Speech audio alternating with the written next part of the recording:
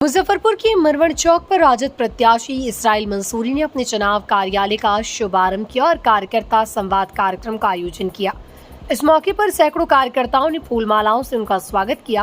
कार्यक्रम में कांटी विधानसभा क्षेत्र के विभिन्न समाज और वर्ग के लोग बड़ी संख्या में उपस्थित रहे। समर्थकों ने राजद प्रत्याशी के प्रति पूरा समर्थन जताया और महागठबंधन की जीत का संकल्प लिया। इसराइल मंसूरी ने कहा, कांटी की जनता पर पूरा विश्वास है और इस बार भी राजद की जीत तय है। उन्होंने दावा किया कि राज्य में महागठबंधन की सरकार बनेगी। मंसूरी ने कहा, उनकी प्राथमिकता क्षेत्र के विकास, युवाओं के रोजगार, किसानों की और शिक्षा व्यवस्था को बेहतर बनाना रहेगा।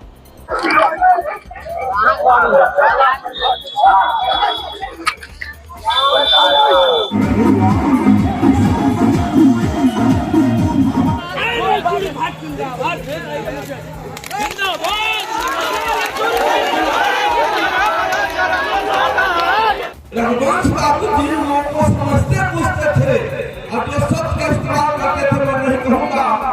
आज कुछ लोग इधर उधर हैं।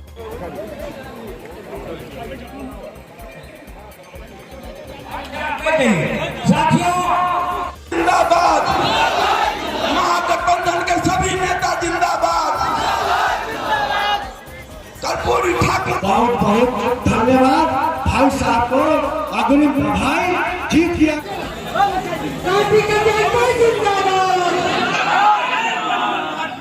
बहुत बहुत धन्यवाद भाई साहब को, अग्रिम भाई जीत की अग्रिम बनाए।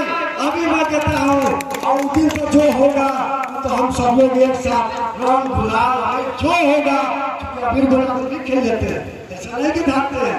इसलिए हम लोगों के बीच ऐसा व्यक्ति चाहिए। बहुत बहुत धन्यवाद। जय राष्ट्रीय जनता दल, जय तेजस्वी यादव, लालू राबड़ी जिंदाबाद, लालटेन छाप जिंदाबाद, इसराइल मंसूरी जिंदाबाद।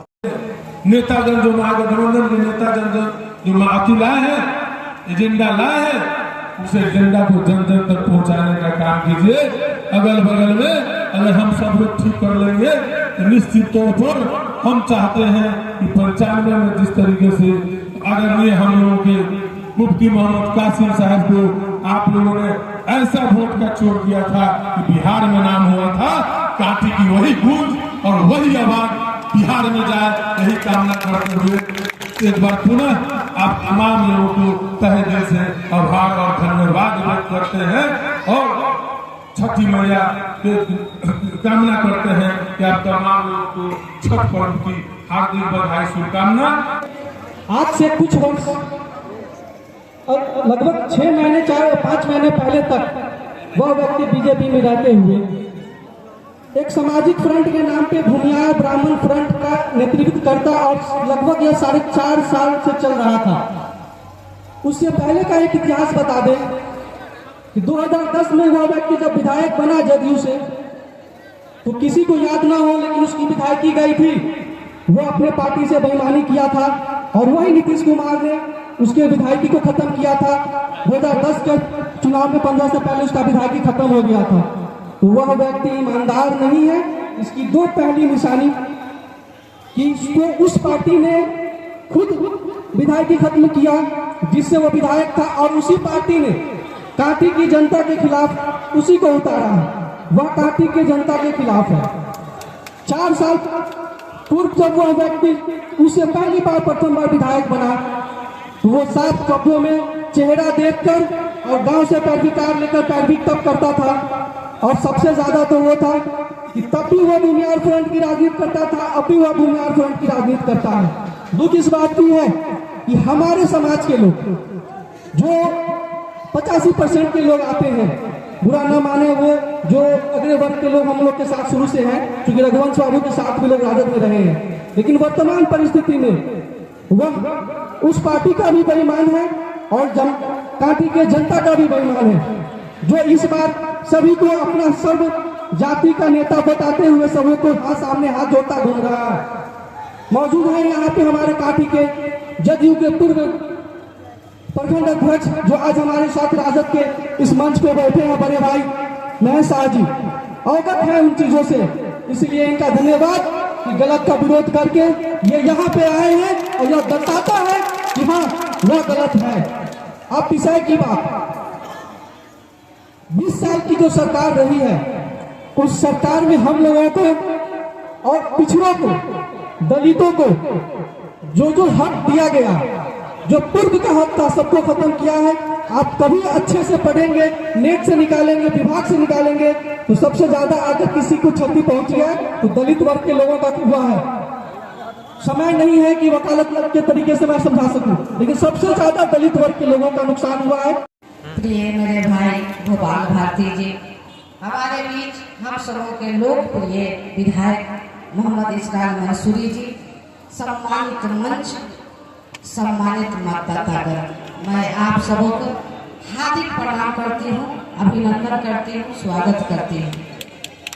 आप सभी जानते हैं पिछले बार मैं चुनाव लड़ी थी निर्दलीय, लेकिन मैं इस बार अपने लोकप्रिय विधायक इस्राइल मंसूरी जी को मैं समर्थन दे दी और जिंदाबाद जिंदाबाद जिंदाबाद जिंदाबाद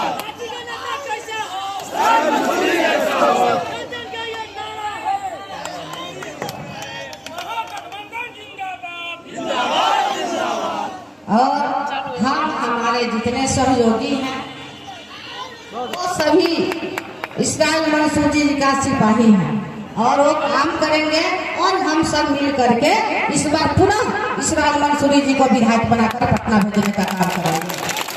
और आप सभी जानते हैं सरकार बदलना है, अगर सरकार नहीं बदलेगी तो हमारा विकास नहीं हो और न गरीबों का कल्याण होने वाला है। तो सरकार बदलना है और तेजस्वी यादव जी को मुख्यमंत्री बनाना है और हमारे आदरणीय मुकेश सहनी जी डिप्टी सीएम बनेंगे। मैं सभी मछुआरा समाज से आग्रह करती हूँ, विनती करती हूँ, इस बार भूलना नहीं है, एक एक वोट तेल छाप को करना है और अपना सरकार बनाना है और सरकार बना करके अपना राज करना है।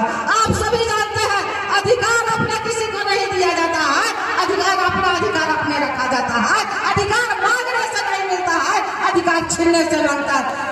हक मांगते हो, क्या हक मांगते हो गुनहगार की तरह, हक है तो छीन लेंगे हकदार के तरह। तो हम लोग, हमारी पार्टी राजद महागठबंधन हमारी घर की पार्टी है, वो हमारी पार्टी है, वो अपनी पार्टी है। मैं महागठबंधन को जिताने का काम करूंगी। मैं इन्हीं चंद शब्दों के साथ अपने पार्टी को विराम देती हूँ। जय हिंद, जय भारत, जय राजद महागठबंधन जिंदाबाद। बहुत बहुत मीरा आज मरवर प्रखंड का चुनाव कार्यालय का उद्घाटन किया गया है और उद्घाटन समारोह सह कार्यकर्ता संवाद कार्यक्रम भी था। तमाम पार्टी के महागठबंधन के कार्यकर्ता, सम्मानित नेतागण, सभी जनप्रतिनिधिगण और सम्मानित जनता भी भारी संख्या में लोगों की उपस्थिति रही है आज के उद्घाटन समारोह में। और तमाम लोगों ने संकल्प लिया है कि आने वाले समय में 6 तारीख को लालटेन के बटन दबा करके बिहार में उन्नति प्रगति के लिए, बिहार के विकास के लिए, बेरोजगारों को रोजगार के लिए, पलायन दूर करने के लिए, अच्छी शिक्षा के लिए, अच्छी स्वास्थ्य के लिए, भ्रष्टाचार खात्मा के लिए, इन तमाम जो मुद्दे हैं इन सब के लिए जो है बटन दबा, लालटेन छापर बटन दबा करके और बिहार के भावी मुख्यमंत्री श्री तेजस्वी प्रसाद यादव जी को मुख्यमंत्री और उप मुख्यमंत्री श्री मुकेश सहनी जी को बनाने का संकल्प लिया है। वैश्य समाज का बड़े हिस्सेदारी आपके साथ दिख रहा है, क्या कहेंगे? वैश्य समाज की लगातार आपके साथ। देखिए, वैश्य समाज की समाज में हमेशा भूमिका रही है। पर्दे से के पीछे से सरकार चलाने तक की भूमिका वैश्य समाज की रही है। वैश्य समाज के वंचित तबके, गरीब तबके को अगर जरूरत पड़ती है तो आर्थिक रूप से हमेशा देश की आजादी में भी वैश्य समाज का कुर्बानी रहा है। आर्थिक कुर्बानी अगर किसी ने दिया है तो अब वैश्य समाज के भी लोगों ने कुर्बानी देने का काम किया है। तो जैसे भामा शाह ले लीजिए, भामा शाह जी ने बड़ी कुर्बानी देने का काम किया है। और वैश्य समाज के लोग शांति और सद्भाव और अमन पर विश्वास करने वाले लोग होते हैं, तो उनको शांति, सद्भाव और अमन चाहिए। तो निश्चित तौर पर जो हम लोग यहाँ के वैश्य समाज के लोग हैं, पिछली बार भी काफी उस संख्या में हमको मदद करने का काम किया और उन्हीं लोगों के कारण जो हम सदन में पहुंचने का काम किया था। और इस समय वो और जबरदस्त, क्योंकि वैश्य समाज के सभी सामाजिक और राजनीतिक क्षेत्र में जितने भी लोग हैं, तमाम लोग जो है संकल्प लिए हैं कि कांटी को सुरक्षित हाथों में देने का संकल्प लिए हैं। और व्यवसायिक वर्ग भी दिल में हसरत रखे हैं कि हमको 5 साल में किसी तरह की कोई परेशानी नहीं हुई, और जिसका नतीजा है कि हमने नामांकन के बाद सबसे पहले वैश्य समाज के लोगों से ही जन आशीर्वाद यात्रा के तहत हमने आशीर्वाद लेने का काम किया है। निश्चित तौर पर इस बार कांटी विधानसभा में वैश्य समाज जो है अग्रणी भूमिका निभाने का काम करेगा। और इस जिला में एक वैश्य उम्मीदवार है, और किस तरीके से लोग विचारधारा की बात करने वाले लोग और पार्टी की बात करने वाले लोग किस दिशा में जा रहे हैं, वैश्य समाज उसको भी बड़ी गहरी नजर से देखने का काम कर रही है।